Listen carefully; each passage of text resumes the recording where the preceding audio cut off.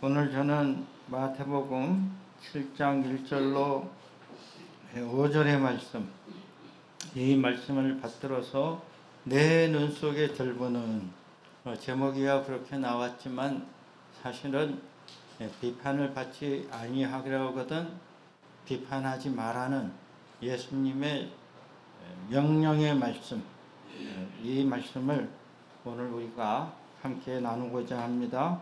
우리가 말씀의 자리에 나가기 앞서서 마음 훈련하는데요. 우리의 마음에는 여러 가지, 오만 가지 것들이 다 들어와 있고, 한 주간 동안에 바쁜 듯 안 바쁜 듯, 좋은 듯 나쁜 듯 너무나 많은 것들이 왔다가 갔어요. 우리가 이제 하나님 앞에 나아갈 때에 마음을 온전히 하나님께로 향해야 됩니다. 그래서 내 마음에 있는 모든 잘못된 것들, 추한 것들, 더러운 것들 이 시간 빼고 하나님의 놀라운 축복을 사모하고 그 복을 상대방에게 나눠주는 것입니다. 우리 양옆 앞뒤에 계신 분을 축복하며 하나님의 복을 나눕니다. 하나님은 밝은 눈을 주십니다. 하나님은 밝은 눈을 주십니다. 눈을 들여다보면 그 사람을 알 수 있고, 사람이 잘못되면은 눈부터 잘못됩니다. 눈이 흐려지고 혼탁해지고 곁눈질하고 흘기는 눈, 죄인의 특징이 하나가 눈을 잘 흘겨요. 아주 안 좋은 습관입니다. 근데 하나님은 밝은 눈을 주신다. 또 우리 양옆 앞뒤 분에게 따뜻한 사랑을 전합니다. 비판하기보단 위로하겠습니다. 비판하기보단 위로하겠습니다. 감사합니다. 주먹을 불끈 쥐고 서로 힘을 줍시다. 서로를 격려하고 응원하는 거예요. 눈 속에 들보를 빼고 삽시다. 눈 속에 들보를 빼고 삽시다. 그래야 밝게 잘 보는 거예요. 비판을 받지 아니하려거든 비판하지 말라. 우리 인간이 대인관계에서 흔히 범하는 막중한 실수는 근거도 없고 이유도 없고 뜻도 없고 목적도 없어요. 그러니까 쉬운 말로 그냥 네가 싫으니까 싫어. 그 정말 아주 나쁜 말은 한 번 싫은 사람은 끝까지 싫어. 자기가 무슨 심판주의입니까? 나는 이상하게 쟤는 이유 없이 싫어. 얼마나 경박스러운 말이에요. 우리가 부지부식간에 이러한 잘못을 범하고, 그래서 이 본문의 말씀 가운데에 이 비판하지 말라는 이 말은 사실은 제가 어려서부터 들은 말씀이지만 오해를 많이 한 거예요. 왜? 실생활에서는 비판이 필요한 거예요. 여러분은 저를 비판합니다. 정당하건 부당하건. 저도 여러분들을 비판해요. 정당하건 부당하건. 근데 정당하기가 어렵다는 한계가 있는 것이지 비판은 필요한 거예요. 맞습니까? 틀립니까? 그러나 이것이 비판이 대부분의 경우에 문제가 되는 것은 이 비판이 비난이 된다는 거예요. 그래서 이 본문의 말씀을 사실은 번역이 저는 마음에 안 드는 거예요. 제가 설교 자리에서 하는 말씀이지만, 그래서 이것은 원문의 뜻에 보다 정확하려면 정죄하지 마라. 그것이 이제 어느 주석가도 그렇게 권하고 있고, 정죄받지 아니하려거든 정죄하지 마라. 왜냐하면 정죄는 최종적인 것이고 최고의 권위를 가지신 하나님이 하는 것이니까. 할렐루야. 우리 인간은 어느 인간도 정죄하긴 힘들어요. 잘못될 가능성이 다 있다는 게. 그러나 하나님이 최후의 최종적으로 정죄하면은 그거로 끝이에요. 변명도 없고 돌이킬 수도 없는데, 그러니까 이제 오늘 이 본문의 말씀이 비판으로 번역이 돼서 많은 오해가 있다고 저는 보는 거예요. 근데 이제 비판보다는 오늘의 이 말을 또 비난으로 바꾸어서 해석을 한다면, 비난받지 아니하려거든 비난하지 마라 하면은 여러분이 보다 더 이해하기가 쉬울 것으로 저는 압니다. 이게 비난. 그래서 우리가 살아가는 가운데에 자기는 앉아서 비판한다고 그러죠. 근데 그것이 뭐예요? 어느 순간 상대방을 비난하고 있는 거예요. 저나 여러분이나 부지불식간에 그러한 잘못을 많이 범하고 그 유명한 고사성어 50보 100보라는 거예요. 50보 100보 들어보셨어요? 50보 100보 대답을 하네요. 50보 100보 들어보셨어요? 이거 못 들어본 사람 한국 사람이라 말하기가 힘들 겁니다. 야, 너나 나나 50보 100보다. 그러나 저러나 50보 100보다. 자, 보세요. 제가 그래서 설교 때문에 찾아봤더니 이 50보 100보라는 고사성어는 맹자의 양해왕 편에 나오는 이야기인데 상당히 오래된 이야기죠. 위나라 해왕은 나라를 잘 다스리고 모든 통치를 하는 왕이었어요. 그리고 그가 정치를 베풀 때에 늘 백성을 생각하므로 칭송받기를 바랬습니다. 근데 이 해왕은 참 백성들에게 어질게 하고 열심히 노력하는데도 백성들이 왕을 칭송하기는커녕 자꾸 원망하고 불평하는 소리가 들리니 괴로웠어요. 그래서 그 당시에 학식이 높고 덕망이 높은 맹자를 모셔다가 그 이유를 물은 거예요. 맹자님께, 맹자님, 저는 백성에게 어질게 대하고 지난번 홍수 때에도 곡간을 풀어서 양식을 다 나눠주고 그렇게 잘했는데 이 백성들은 도리어 저를 원망하고 뒤에서 욕을 하니 도대체 이 원인이 무엇입니까? 그랬더니 이 맹자가 곰곰이 생각하더니 맹자가 한 이야기를 했어요. 어느 전쟁에 전투가 치열한데 한쪽 편이 너무 힘들어서 패색이 짙으니 어느 한 병사가 도망을 갔다는 거예요. 다른 병사도 도망을 갔는데 그 앞에 병사가 100보쯤 도망갔어요. 이 다른 병사는 50보 도망을 간 거예요. 그러니까 50보 도망가는 병사가 100보 도망가는 병사를 향하여 야, 이 비겁한 놈아, 이 전쟁에서 너는 어찌해서 그렇게 빨리 도망가느냐. 그러니까 100보 도망가는 놈이 뒤돌아보고 한다는 소리가 너도 도망가고 있잖아. 50보나 100보나 도망가는 건 마찬가지지. 그 말을 했다는 거예요. 그러니까 왕이시여, 왕이 백성을 어질게 대하고 식량을 나눠주는 건 잘하는 일이지만은 백성들이 제일 힘든 거는 식량 문제도 아니고 흉년 문제가 아니라 지금 나라 간에 벌어지고 있는 전쟁의 문제입니다. 백성들은 전쟁을 제일 힘들어하니 왕은 전쟁을 그치시고 백성들을 편하게 해주셔야 됩니다. 라는 말에서 50보 100보라는 말이 나왔고, 그래서 이 해왕이 그 말을 잘 받아들여서 전쟁을 그치고 백성들을 편안하게 해주니까 칭송받는 왕이 됐다라는 이야기예요.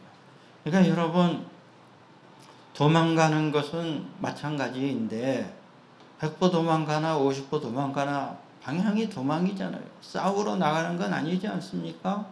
근데 서로 간에 비난을 하는 거예요. 아무 도움도 없고 아무 개선도 될 수가 없는 거예요. 그래서 우리가 이 비판과 비난을 잘 구분해야 되고, 제가 비난과 비판의 경계에 점 하나 한 목사의 편지 적어놨습니다. 꼭 가져가셔서 읽어보시고 또 가까운 분들에게 또 생각을 나눠봐도 좋을 것 같고요. 여러분, 비판은 그 원문의 그 헬라어 원문에 대해서 크리네임, 이거 참 유명한 말인데 자르다, 도려내다, 분리하다는 뜻이 있어요. 자, 여러분, 자르고 도려내고 분리하는 것이 비판이에요. 여러분이 음식을 먹을 때 그냥 먹든 익혀서 먹든 모든 음식은 어떻게 합니까?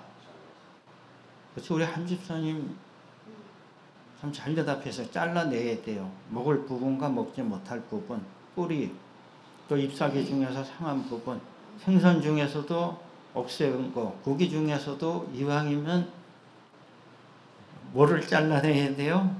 비계덩어리 같은 거 잘라내야죠. 이 크리네임이라는 게 잘라내는 거.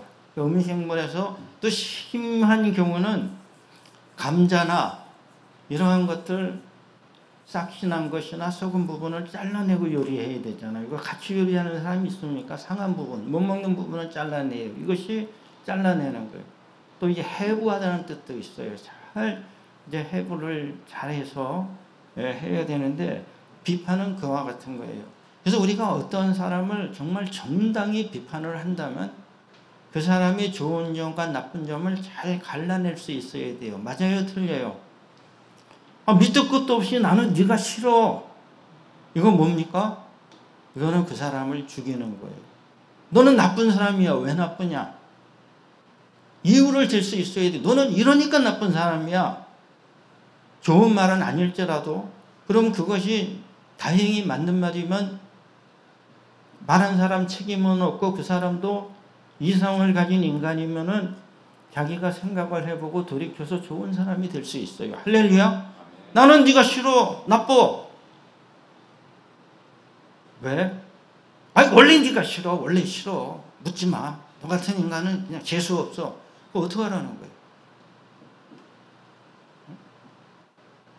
저는 그러한 의미에서 사람이 사람을 좋아하는데도 밑도 끝도 없이 좋아하는 건 위험한 겁니다. 둘 다 비극적인 일이 되는 거예요. 무조건 좋아요? 그게 어떻게 성립이 됩니까? 처음엔 다 좋아 보이죠. 다 천사 같죠. 뭔가를 얻으려고 그러고 뭔가 받을 것이 있을 땐 아첨하고 아부하고 별의별 좋은 말을 다 하죠. 그러다가 이제 얻을 것이 없으면 돌아서는 게 인간이에요. 그렇지 않습니까? 이러하기 때문에 비판은 예리하고 날카롭고 잘 분리해야 되는 거예요. 그러니까 남을 비난하는 건 아니에요. 당신은 이러한 것이 좋고 이러한 것이 나쁜데 너 이러한 면에서 내 판단이 맞을 수도 있고 틀릴 수도 있습니다. 적어도 이성을 가진 인간이면 그 정도의 좀 인식력은 있어야 되지 않겠느냐. 그러한 뜻에서 비판이고 비난은 뭐예요? 밑도 끝도 없고 한정도 없고 날카로운 면도 없고 무조건 하는 말이에요. 무조건 비난. 그리고 이 비판은 정말 시의적절하고 잘 가려서 하는 게 비판이에요. 여러분 비난은 뭡니까? 시도 때도 없고 자리도 없고 낮도 없고 밤도 없고 자기 기분에 따라서 아무 때나. 그래서 술자리에 가서 술 먹고 친구들 만나지 말라는 게 뭐 개그 콘서트나 또 코미디 재료도 나오듯이 술자리에 가면 항상 술을 마시고 안주가 뭐예요? 술자리 안주가 뭡니까? 오징어 땅콩이에요? 아니에요. 그 자리에 없는 사람을 욕하는 게 안주입니다. 저는 술자리 안 가봐도 알아요. 그래서 술 먹지 말라는 거예요. 그 자리에 없는 사람 욕하다가 전화하고 문자 보내고 저도 문자 받아요. 그게 무슨 소용이 있습니까? 차라리 만나서 진심 어린 말로 말을 해주는 게 서로 간에 도움이 되겠죠. 자, 여러분, 이러함으로 비판과 비난을 잘 구분해야 되고 우리가 남을 비판하는 것을 넘어서서 남을 비난하고 정죄하면은 그 사람은 돌이킬 수 없는 재해를 겪는 수가 있다는 것을 늘 마음에 새기고 조심해야 됩니다. 비난이나 정죄는 한순간에 이루어지지만 잘못하면 인생 자체를 파괴하는 수가 있어요. 얼마나 무서운 일입니까? 그것이 입에서 나오는 저주이고 독인 것이에요. 그러므로 우리는 항상 나 자신을 살피고 남을 비난하거나 조롱하지 아니하도록 늘 회개하는 주님의 제자가 되어야 될 줄로 믿습니다. 먼저 자신을 살펴봐야 되는 거예요. 자신을 잘 살피는 그러한 지혜가 있어야 되는데 이것은 우리가 주님 앞에 기도하고 말씀을 받을 때에 자신을 볼 수 있는 지혜가 생기는 거예요. 그러므로 세상을 보이는 대로 보지 말고 생각하는 힘으로 봐야 되는 거예요. 제가 언젠가도 예화를 들었지만 늘상 생각에 남기 때문에 또 말씀드립니다. 뉴욕 지하철에 어느 백인 남자가 탔는데 그 어린 남자아이 둘이서 그 지하철에서 떠들고 서로 치고받고 돌아다니고 난리인 거예요. 근데 이 백인 남성은 자기 아들들을 주의를 주거나 제재하지 않고 머리를 숙이고 딴 생각만 하고 있는 거예요. 그 같은 지하철 한 칸에 탄 다른 승객들이 모두가 불쾌감을 느끼고 웅성웅성거리다가 마침내 용감한 분 한 분이 그 백인 남성에게 항의한 거예요. 아니 당신 아들들이 저렇게 떠들고 뛰어 돌아다니는 것을 보고도 못 본 척 하는 것이 말이 됩니까? 그 아이들을 좀 주의를 줘야 되지 않습니까? 그랬더니 이 백인 남성이 갑자기 눈을 크게 뜨더니 깜짝 놀라서 아이고 죄송합니다. 제가 정말로 죄송합니다. 사실은 우리 부인이 말기암으로 병원에 입원했는데 방금 병원에서 위독하다는 연락이 와서 우리 아들 둘을 데리고 어쩌면 마지막으로 보러 가는지 모르기 때문에 지금 가는 길인데 제가 그만 정신이 없어서 이러한 잘못을 저질렀습니다. 자, 여러분 보세요. 눈에 보이는 대로 보면은 그 백인 남성은 얼마나 경우가 없고 예의도 없고 무책임한 사람입니까? 그러나 눈에 보이는 대로 보지 않고 그 사람의 모든 상황과 처지를 종합해서 만약에 보는 힘이 우리에게 있다면 이해할 수 있겠습니까? 없겠습니까? 다 참아줄 수 있는 거예요. 그 정도는. 저 사람이 지금 얼마나 힘들까. 그런데 우리는 눈에 보이는 대로 본다고 하면서도 사실은 진실을 보지 못하는 것이 너무 많다는 거예요. 살아가면서. 그래서 우리 예수님께서 하신 말씀은 간단한 말씀이에요.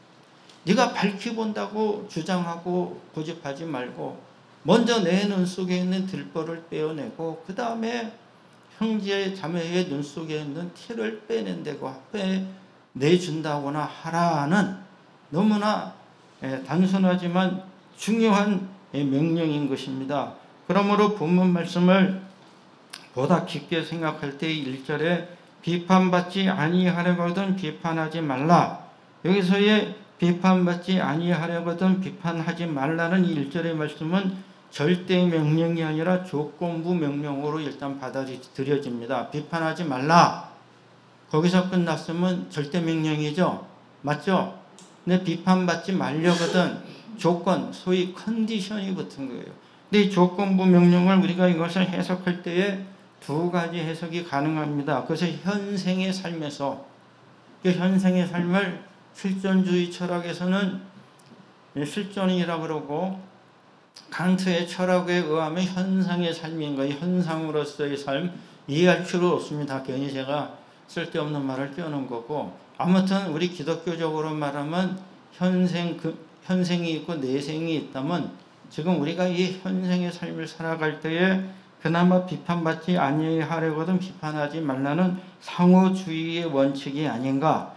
이 상호주의의 원칙이 어느 정도는 맞아요.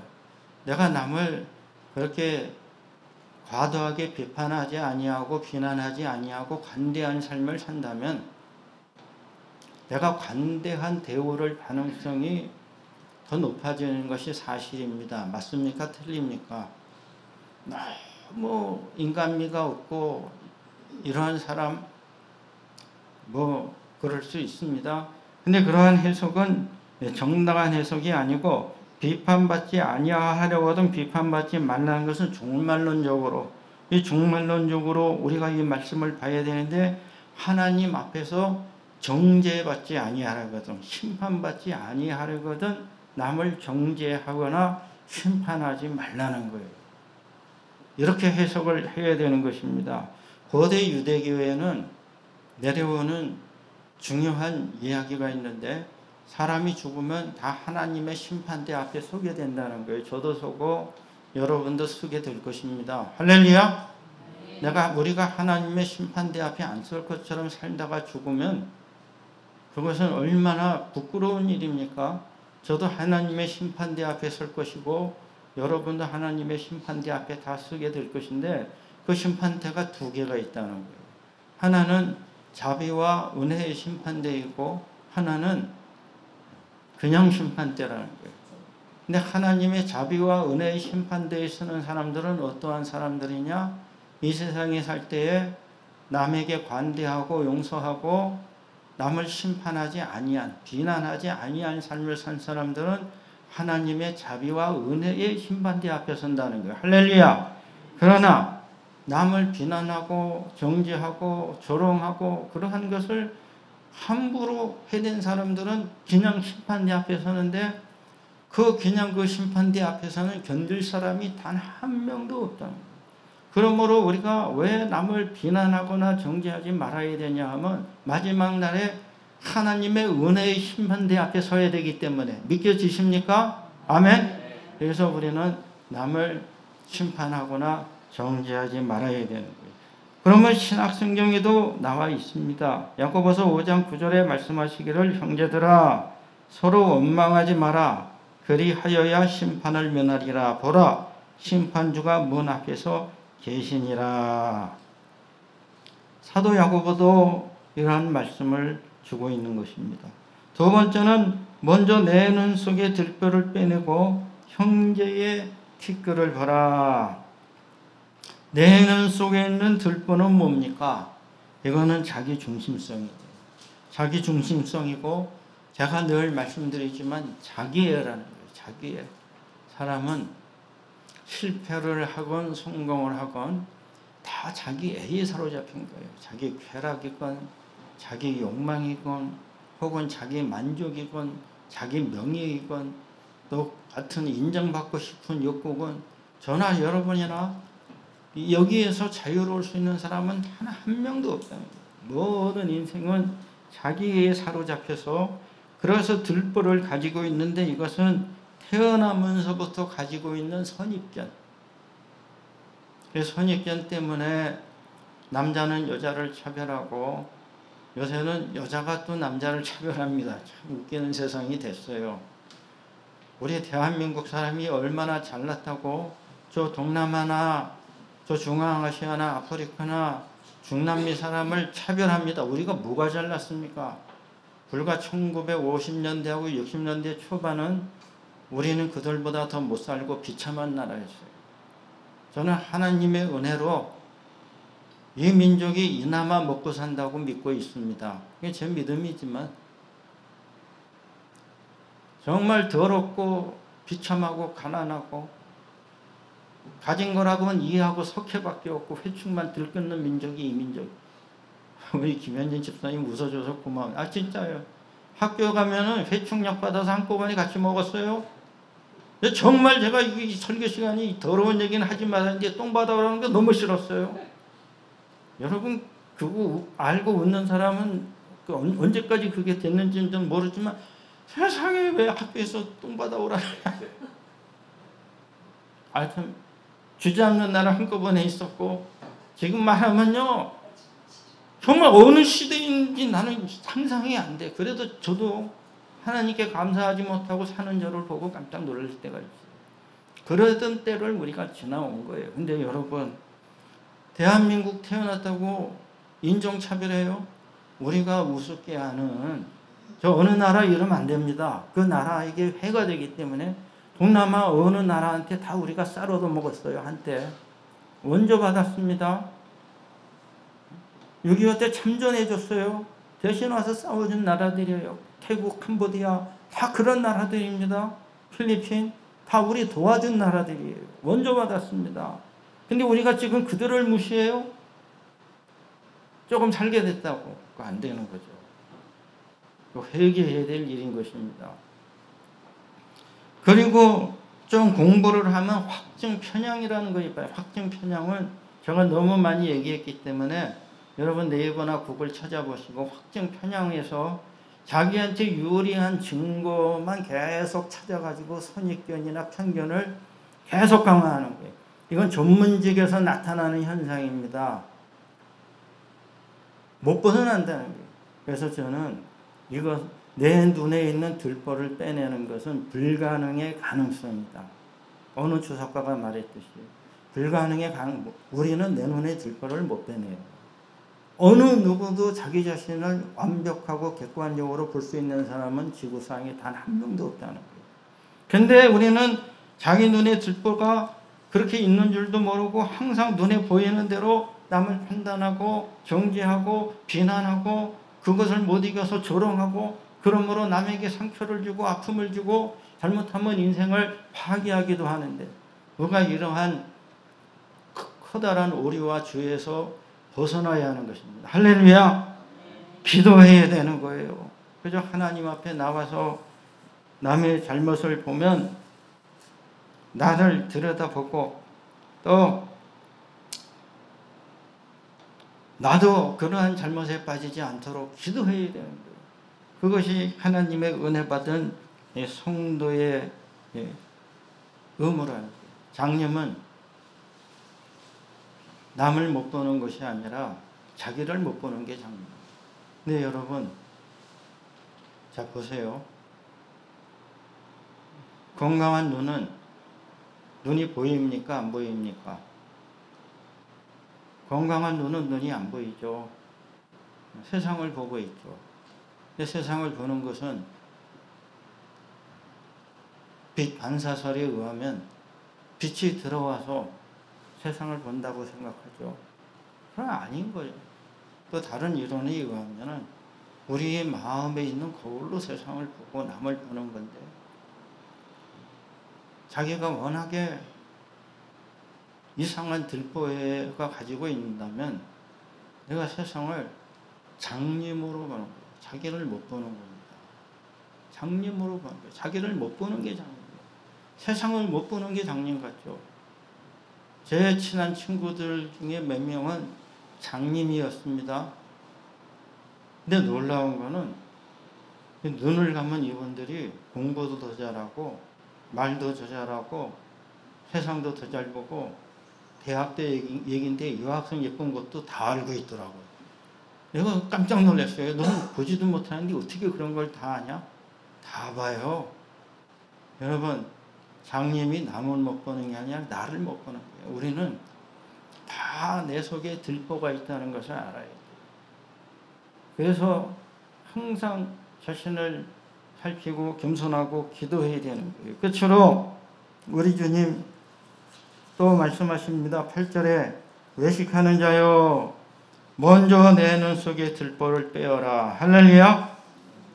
사람이 왜 외식을 하게 되느냐. 외식은 바깥에 나가서 밥 사 먹는 게 외식 아니에요. 외식은 위선하는 거, 위선자가 되는 게 외식인데 내 눈 속에 있는 들보를 먼저 빼어내라. 근데 내 눈 속에 있는 들보를 빼어내는 것은 거의 불가능에 가깝다고 말씀드렸습니다. 가능합니까? 자기중심성, 선입견 같은 대한민국의 자랑스러운 시민으로 태어났어도 국민이란 단어보다는 시민이란 단어를 더 선호합니다. 경상도에 태어났느냐 전라도에서 태어났느냐에 따라서 또 다르더라고요. 선입견을 가지고 있어요. 이 조그마한 땅덩어리에서 미국 하나의 주보다도 작은 이 나라가 참 저는 말도 안 되지만 그렇고 또 가르고 살아요. 너는 어디서 얼마나 우리 이 선입견 그리고 살면서 어리석은 자들은 편견을 늘려갑니다. 지혜로운 사람들은 편견을 줄여가요. 할렐루야. 편견이 쌓여가는 사람들은 대체로 공부 안 하고 생각이 모자라는 사람들은 자꾸 편견을 쌓아가고 말씀 보고 기도하고 마음이 자꾸 넓어지는 사람들은 편견이 자꾸 사라져가요. 원만하고 넓은 사람이 되는데 자 여러분 외식하는 자여 내 눈 속에 들보를 빼어내라 이 말씀을 하신 것은 우리가 잘못하면은 똥 묻은 개가 개 묻은 개 나무란다는 그러한 삶을 살고, 들어보셨죠? 한국 사람이면 다 들어봤을 거예요. 똥 묻은 개가 겨우 묻은 개 나무란다. 그 다음에 정말 웃기는 얘기 뭐 있어요? 방귀 낀 놈이 감사합니다. 방귀 끼고 성내는 거 왜 그래요? 저는 그래서 왜 방귀 낀 사람이 화를 낼까 생각해 봤더니 세 가지 이유가 있어요. 첫째는, 그거는 이제 나중에 나오고, 우리 한지사님이 아주 의욕이 좋습니다. 감사합니다. 첫째는 본능이, 인간이 본능적으로 자기를 방어하니까. 방어 본능은 본능적인가요? 원시 시대로부터 지금까지 물건이 날라온다? 누가 시키지 않아도 손이 올라가는 거예요. 그렇지 않아요? 이렇게 손을 올리는데 사랑받은 아이는 머리를 갖다 대요. 쓰다듬어 달라고. 근데 늘 맞고 자란 애들은 이렇게 손을 올려줘도 훅 피하는 거예요. 맨날 꼴밤을 맞았기 때문에. 그게 이 본능적으로. 다음에 두 번째로 방귀 낀 놈이 왜 성을 낼까 그랬더니 의심받는 것을 미리 차단하려고. 그러니까 자기가 냄새도 제일 먼저 맡았고 잘못하면 의심받을 것 같으니까 누가 방귀 꼈어 이러는 거죠. 세 번째는, 이거 참 웃기는 경우인데, 자기가 방귀 끼고도 자기 낀 줄 몰라. 냄새만 나니까 성을 냈는데 보니까 냄새의 근원이 자기거든. 저 머리가 아주 나빠도 보통 나쁜 경우가 아니죠. 우리 집에도 그런 경우가 있어요. 자, 여러분, 사람이 방귀 끼고 성낸다고 남의 얘기 같죠? 적반하장이라는 사자성어도 있어요. 도둑이 몽둥이 들고 누가 도적질 했냐고 같이 설치는 거예요. 적반하장. 그리고 제가 고사성을 찾다가 재밌는 성어도 찾았어요. 똥 묻은 개가 겨 묻은 개 나무란다고 갈잎이 솔잎 보고 바스락거린다고 화낸대요. 여러분, 갈잎이 바스락거리겠어요? 솔잎이 바스락거리겠어요? 그렇죠. 갈잎이잖아요. 우리가 다 그렇게 되기 쉽다는 거예요. 근본적으로 결함과 한계가 있는 인간은 남을 비난하고 책임을 전가하는 악한 본성이죠. 그것이 바로 악한 본성이다. 천박한 천성을 누구나 다 가지고 있는데, 그래서 우리 주님께서 이 말씀을 특별히 주신 것은 늘 기도하고 말씀 보고 자기를 살펴서 이 천박한 천성에서 벗어나도록 힘을 써라. 할렐루야!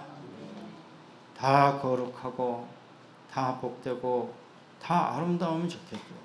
그러나 그렇게 되는 거는 다 힘든 거예요. 우리가 다 거룩하고 다 복되고 다 아름다운 경지에 올라가기가 쉽겠습니까? 하나님이 그렇게 봐주는 거예요. 왕같은 제사장이요, 그의 택하신 나라요, 택하신 족속이다. 그러나 우리가 정말로 주의해야 될 것은 방귀 끼고 성내고, 내가 똥이 묻었는데 겨 묻은 사람 비난하고 욕하고, 내가 가랑잎인데 솔잎 보고 왜 시끄럽냐고 썩내고, 그러한 삶을 살지 않도록 늘 기도하고 말씀 보고 자신을 살펴봐야 되겠다. 그리하여야 우리가 하나님 앞에 설 때에 은혜와 자결을 잊게 되는 것이다. 은혜의 심판을 받게 된다는 것입니다. 오늘 말씀의 결론을 내립니다. 이러므로 오늘 비판받지 아니하기로는 비판받지 말라는 단언코 예수님의 인간관계의 대현장, 용서에 대한 말씀을 다시 한 거예요. 주님이 가르쳐 주신 기도문 중에 제가 한번 물어보겠습니다. 하나님을 향한 간구가 몇 개 있어요? 당신의 간구? 3개 있죠? 다음에 우리를 위한 간구, we petition, 우리 간구 몇 개 있어요? 3개 있죠? 그래서 도합 6개인데 당신의 간구는 하늘에 계신 아버지여 부르고 이름이 거룩히 여김을 받으시고 나라가 임하시고 하나님의 뜻이 천상에서 이루어졌으면 땅에서도 이루어지기 바랍니다. 이 3개죠. 그 다음에 4번째 간구가 뭐예요? 우리 일용할 양식을 주옵시고 우리가 우리에게 죄 지은 자. 5번째, 우리 강구 중에 용서의 강구가 이렇게 중요하고 그 주기도문 중에서도 유일하게 조건, 컨디션이 붙는 것이 용서에 대한 강구예요. 오늘 말씀하고 같이 통하고 있는 거예요. 그러므로 우리가 이 세상에서 정말로 관대하고 용서하면서 살 것은 종말론적으로 하나님의 심판을 생각한다면 믿는 자는 그러한 삶을 꼭 살아야 되고, 주변에 어렵고 힘든 사람 많습니다. 어떻게 해야 되겠습니까? 우리가 비난하거나 정죄하지 아니하고 기도해 줘야 됩니다. 할렐루야! 기도해 주시고 그를 위해 간구하고 또 주님의 은혜와 사랑을 함께 나눌 수 있기를 바랍니다. 기도하겠습니다. 하나님 아버지 감사합니다. 저희를 사랑하시고 돌봐주시고 저희를 늘 은혜 가운데 이끌어 주심을 감사합니다. 예수님, 저희에게 명령하셨습니다. 비판받지 아니하려거든 비판하지 마라. 또 내 눈 속에 있는 들보를 먼저 빼내라. 외식하는 자가 되지 마라 말씀하셨습니다. 우리가 늘 주님 앞에 먼저 겸손히 나 자신을 살필 수 있도록 은혜의 빛을 비추어 주시옵소서. 주변의 형제 자매의 허물을 먼저는 용서하게 하옵시고 그 잘못된 것을 위하여 중보 기도할 수 있는 저희들이 되게 하여 주시옵소서. 주님의 은혜에 감사드리옵고 예수 그리스도 이름 받들어 기도 올리옵나이다. 아멘. 찬송가 369장 다 함께 부르시겠습니다.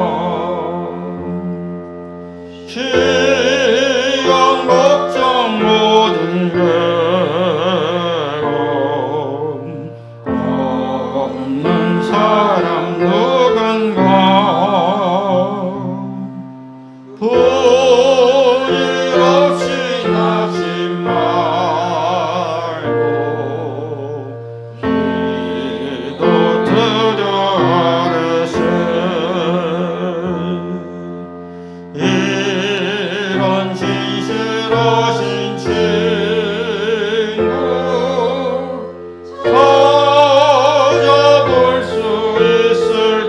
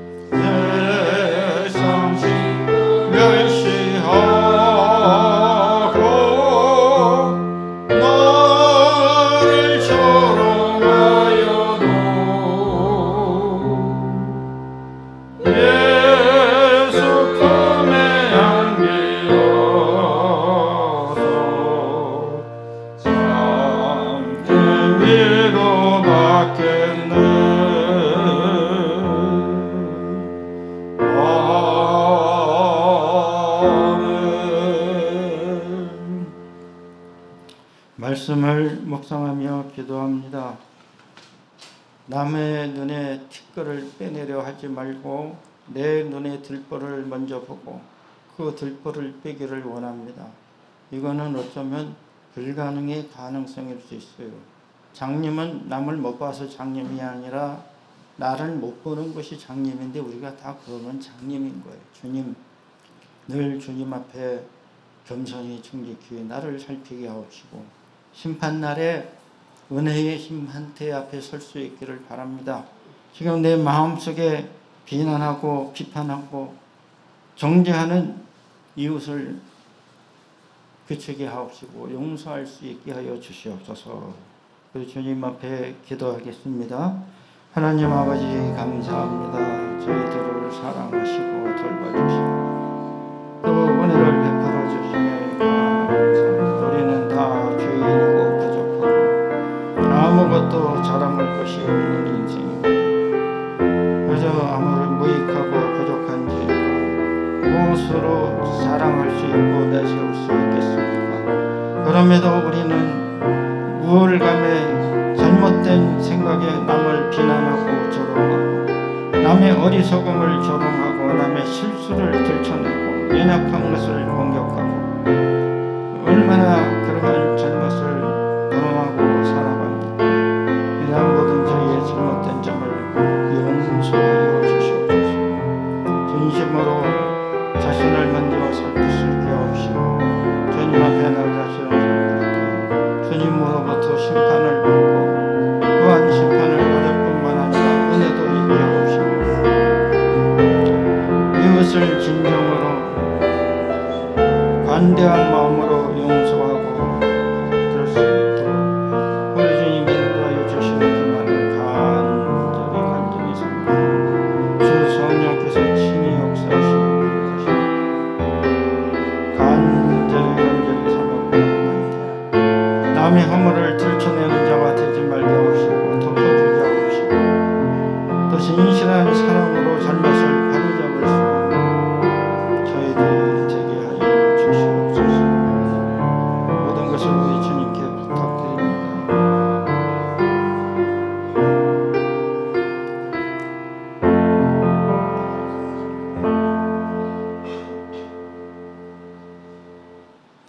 하나님 아버지 감사합니다. 거룩하고 복된 주님의 날에 주님 앞으로 불러주심을 감사드립니다. 우리 주님을 찬양하며 경배합니다. 또 저희의 적은 힘을 주님 앞에 올려드립니다. 하늘나라에 상달되는 부하가 되게 하여 주시옵소서. 11조로 드린 손길 위에 은혜와 평강을 더하시고 이 땅에서의 소득도 끊어지지 아니하도록 주님 은총을 허락하여 주시옵소서. 또한 감사함으로 드리는 감사의 예물을 받으사 더 큰 감사와 기쁨이 있게 하옵시고 주정헌금과 선교와 구제와 건축과 장학과 또 뜻을 정하여 드립니다. 교회를 세우고 이웃을 돕는 복된 예물이 되게 하여 주시옵소서. 감사드리옵고 예수 그리스도 이름 받들어 기도 올리옵나이다. 아멘. 우리 주님의 은혜와 평강을 기원합니다. 경건과 승리 열심히 해주셔서 감사드리고요. 이제 사도행전이 시작됐는데요. 사도행전의 다른 이름은 성령행전입니다. 성령께서 사도들을 통하여 어떻게 역사하시는가 쭉 읽어가면서 여러분 말씀의 은혜를 함께 나눌 수 있기를 부탁드리고요. 29번째 생태 실천 디지털 탄소 발자국을 줄입시다. 참 우리에게 너무 유익하고 좋은 휴대폰, 기타 기기들 참 너무 과도하게 또 사용하지 않고 아이들은 어려서부터 훈련을 시키는 필요성이 있다고 보여집니다.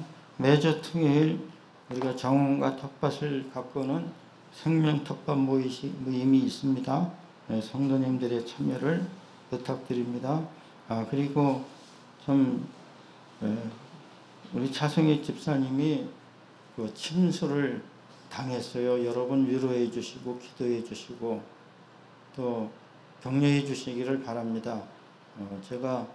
저도 우리 교회에 좀 이게 비가 오면 물이 새는데 이제 방수 작업을 전적으로 해야 될 것 같긴 한데 밖에서 물 푸다가 허리를 다쳐가지고 며칠 고생하고 지금은 그래도 많이 좋아져서 이렇게 설교를 다행히 하는데 아무튼 우리 차 집사님은 그 집이 1층인데 조금 도로보다 조금 낮아요. 제가 신방을 여러 차례 가봤는데 근데 문제가 그 맨홀 하수구가 역류를 한 거예요. 맞죠?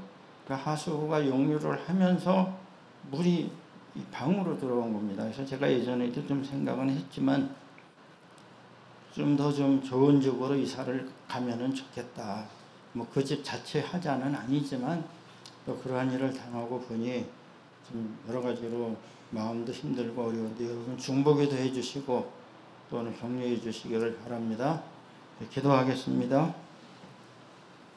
이제는 우리 주 예수 그리스도의 무한하신 은혜와 하나님 아버지의 극진하신 사랑하심과 성령님께서 감동 감화하시고 내주하시며 교통하여 주심이 남을 비난하거나 정죄하지 아니하고 주님의 가르침대로 용서하고 관대하게 살기를 다짐하고 결단하는 성도들 위에와 성도의 가정과 일터와 믿음의 공동체 위에 이제로부터 영원히 함께 계시옵기를 간절히 축원하옵나이다.